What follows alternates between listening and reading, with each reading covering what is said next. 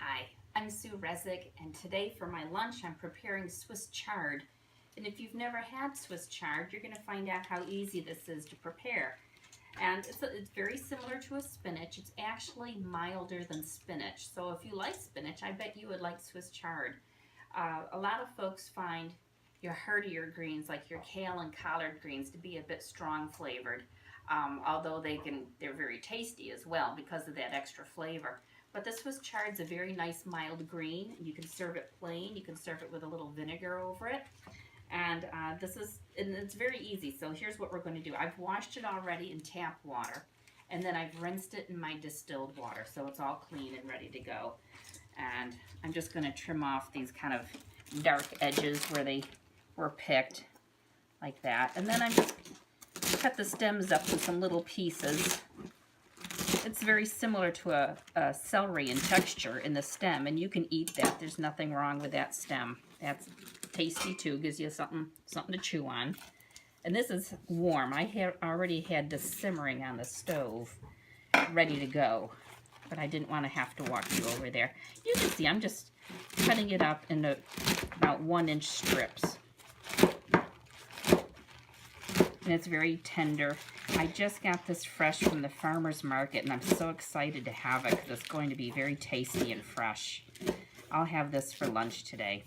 Now, unlike most of our vegetables that we try to cook in as little liquid as possible, if any, chard and spinach are the exception. You actually want more water in there because they're high in oxalic acid, which can be kind of irritating to the bladder or to the kidneys. And so we don't want that irritation. So you put enough water in there. You can see there it's kind of covered with water. Water comes to the top of the chard, and we will dump that water off when we go to serve it. So I'm going to put this on the stove. I'm going to bring it back to a boil. Then I'm going to turn it down, and I'm going to let it simmer real nice and low for about 15 minutes. It really doesn't take very long to cook, unlike our other vegetables that we cook longer. This one I'm going to cook just a short time, about 15 minutes, because it's such a tender green. It'll cook very quickly. And then I'll show you how it looks when it comes out. The chard's all done. It probably was more like half an hour, but that's because I wasn't paying any attention to it. And it didn't hurt it at all. It's just fine. It simmered so slow. So see, it's just nice, soft. I'm going to drain that all off and then just eat it like that. I'm very content with it right out of the pot.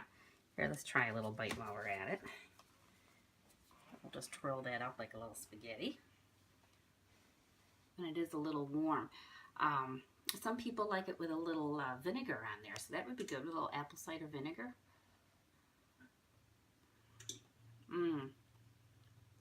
It's very good. It's nice and tender, and it's very mild.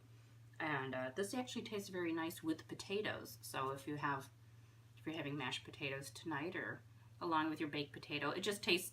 They complement each other well. The chard and the potato. So that was easy. You can do that.